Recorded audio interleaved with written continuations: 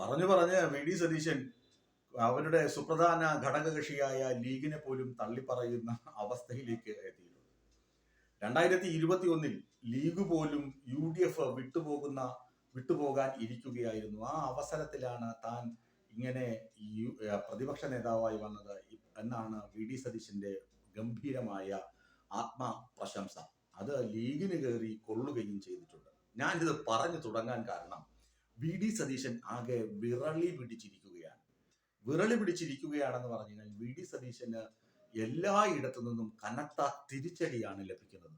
അവസാനം ഹൈക്കമാൻഡ് വരെ V D സതീശനെ റെഡ് മാർക്ക് ചെയ്ത് മാറ്റി നിർത്തി എന്നാണ് ഏറ്റവും ഒടുവിൽ തിരുവനന്തപുരത്തെ ഇന്ദിരാഭവനിൽ നിന്ന് ലഭിക്കുന്ന വിവരങ്ങൾ. കാരണം അതിന് പ്രത്യക്ഷ ഉദാഹരണമാണ് ഈ പുതിയുഗ യാത്ര തിരുവനന്തപുരത്ത് സമാപിക്കുമ്പോൾ രാഹുൽ ഗാന്ധി എന്ന് പറഞ്ഞല്ലോ, ഒറ്റയ്ക്കുള്ള ഡാൻസും പാട്ടും ഒന്നും വേണ്ട, നിങ്ങൾ സംഘമായി നൃത്തം ചെയ്താൽ മതി. എന്നിട്ട് വി ഡി സതീശനെ അവിടെ ഒതുക്കി ഇരുത്തുകയും ചെയ്തു. വി ഡി സതീശന്റെ അവിടെ ആളുകളുടെ മുദ്രാവാക്യം വിളി പോലും ഇല്ല. വി ഡി സതീശനല്ല അവിടെ ജൈവിളിച്ചത് രമേശ് ചെന്നിത്തലയ്ക്കും KC വേണുഗോപാലുമാണ്. വി ഡി സതീശൻ അപ്രസക്തനായി പോയി എന്നതാണ് വാസ്തവം. അതുകൊണ്ട് തന്നെയാണ് വി ഡി സതീശൻ കനത്ത ആരോപണവുമായി രംഗത്തിറങ്ങിയിരിക്കുന്നത്. തന്നെ ഒതുക്കാൻ ഹൈക്കമാൻഡും AICCയും ഒക്കെ തീരുമാനിച്ചിട്ടുണ്ട്. താൻ അതിന്റെ ഇരയാണ്. ഈ ഇര പരിവേഷം വി ഡി സതീശൻ സൃഷ്ടിക്കുന്നത് എന്തിനാണ് എന്ന് വെച്ചാൽ ജനങ്ങളുടെ കണ്ണിൽ വീണ്ടും എങ്ങനെ പൊടിയിടാമെന്ന റിസർച്ചിന്റെ ഭാഗമായിട്ടാണ്. ഒരു ഇര പരിവേഷം കിട്ടിക്കഴിഞ്ഞാൽ തനിക്ക് വീണ്ടും സഹതാപ തരംഗം തനിക്ക് അനുകൂലമാവുകയും താൻ മുഖ്യമന്ത്രി പദത്തിലെത്തുകയും ചെയ്യുമെന്ന് വി ഡി സതീശനെ ആരോ ഉപദേശിച്ച് വഷളാക്കിയിരിക്കുകയാണ്. കാരണം ഔദ്യോഗിക ഉപദേഷ്ടാവായ കനകോലു KC വേണുഗോപാലിനൊപ്പമാണ്. KC വേണുഗോപാലിനെ മുഖ്യമന്ത്രിയാക്കി എടുക്കുകയാണ് അദ്ദേഹത്തിന്റെ ലക്ഷ്യം. AICCയും അതുപോലെ തന്നെ ഹൈക്കമാൻഡും KC വേണുഗോപാലിനൊപ്പമാണ്. ഈ സാഹചര്യത്തിൽ പുതിയുഗ യാത്ര എന്ന് പറഞ്ഞ് കൊടിയും പിടിച്ച് കാസർഗോഡ് മുതൽ തിരുവനന്തപുരം വരെ വി ഡി സതീശൻ തെണ്ടി നടക്കുന്ന സമയത്ത് പല പ്രധാനപ്പെട്ട പോയിന്റുകളിലും AICC നേതൃത്വത്തിൽ നിന്ന് ഒരൊറ്റ നേതാവ് പോലും ഉണ്ടായിട്ടില്ല എന്നത് നിങ്ങൾ പ്രേക്ഷകർ ശ്രദ്ധിച്ചിരിക്കുമല്ലോ. ഇത് വലിയ തിരിച്ചടിയാണ് വി ഡി സതീശന് ഏൽപ്പിച്ചിരിക്കുന്നത്. വലിയ വലിയ ആശങ്കയാണ് വി ഡി സതീശനിൽ വന്ന് ചേർന്നിരിക്കുന്നത്. കാരണം AICC നേതൃത്വത്തിലുള്ള ആരും തന്റെ പരിപാടിയിൽ പങ്കെടുക്കുന്നില്ല, മുന്നണിയിലുള്ള ആരും തന്റെ പരിപാടിയിൽ പങ്കെടുക്കുന്നില്ല.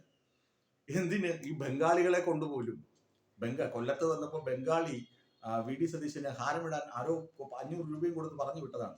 വി ഡി സതീശനെ ഇവൻ അറിയില്ല. വി ഡി സതീശനെ തപ്പി നടക്കുകയാണ് വേദിയിൽ കയറി. ആ കാഴ്ചയൊക്കെ നമ്മൾ കണ്ടതാണ്.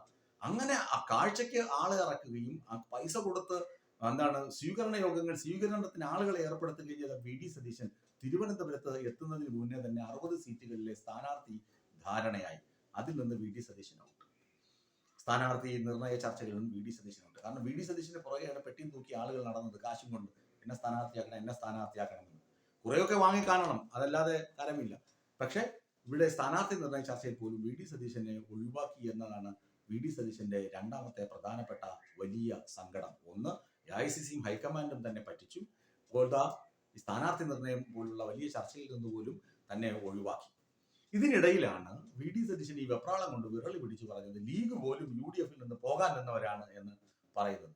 ലീഗാണെങ്കിലോ വി ഡി സതീശനെതിരെ കഴിഞ്ഞ ഉപതെരഞ്ഞെടുപ്പുകളിൽ പോലും കലാപക്കൊടി ഉയർത്തിയതാണ്. വി ഡി സതീശന്റെ താൻപൊരിമ, സ്വാർത്ഥത, ഇത് ഏകാധിപത്യ മനോഭാവം, ഇതൊക്കെ കൊണ്ട് മുന്നണി മുടിയുകയാണെന്ന് പ്രത്യക്ഷമായും പരോക്ഷമായും പല നേതാക്കളോടും പരാതിപ്പെട്ട ആളുകളാണ് മുസ്ലിം ലീഗ്. അവരാണ് ഈ UDFന്റെ പ്രധാന പ്രേരക ശക്തി, ചാലക ശക്തി എന്ന് പറയുന്നത് തന്നെ മുസ്ലിം ലീഗാണ്. അത് എല്ലാവർക്കും അറിയാവുന്നതാണ്. മുസ്ലിം ലീഗ് ഇല്ലെങ്കിൽ കോൺഗ്രസിന് എന്തുമാത്രം എന്ത് ബലമാണുള്ളത് എന്ന് നിങ്ങൾ ഒന്ന് തിരിഞ്ഞ് ആലോചിച്ചാൽ മതി. ആ ലീഗിനെയാണ് വി ഡി സതീശൻ അടിച്ച് വരട്ടിയത്. ലീഗിനാണെങ്കിലോ ഒടുമ്പിരിക്കൊണ്ട ദേഷ്യം വി ഡി സതീശനോടൊന്നും ഞാൻ സൂചിപ്പിക്കുകയും ചെയ്തു. ഒന്നാമത് പുതിയുഗ യാത്ര വി ഡി സതീശന്റെ മാത്രം യാത്രയാക്കണം, വി ഡി സതീശന് മാത്രം ജൈവിളികൾ, വി ഡി സതീശന് മാത്രം സ്വീകരണങ്ങൾ, വി ഡി സതീശന് മാത്രം ഹാരാർപ്പണം, ചെണ്ടുചമർപ്പണം, ഭൂസമർപ്പണം ഇത്യാദി കാര്യങ്ങളായിരുന്നു സതീശൻ പ്ലാൻ ചെയ്തിരുന്നത്. സതീശൻ പ്ലാൻ ചെയ്തതുപോലെയൊക്കെ നടന്നു.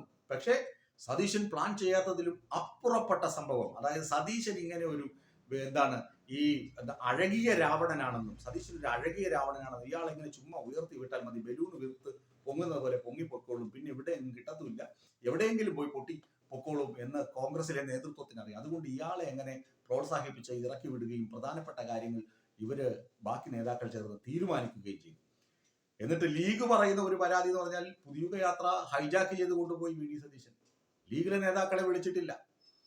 പലയിടത്തും ലീഗിന് അവഗണനയാണ് നേരിട്ടത് എന്ന വിമർശനവും ലീഗ് ഉന്നയിക്കുന്നുണ്ട്. അതുകൊണ്ടാണ് ഞാൻ ആദ്യം പറഞ്ഞത്, ലീഗിനെ പൊള്ളിച്ച് നോവിപ്പിച്ച് വി ഡി സതീശൻ ആത്മനിർവൃതി അടയുകയാണിപ്പോൾ.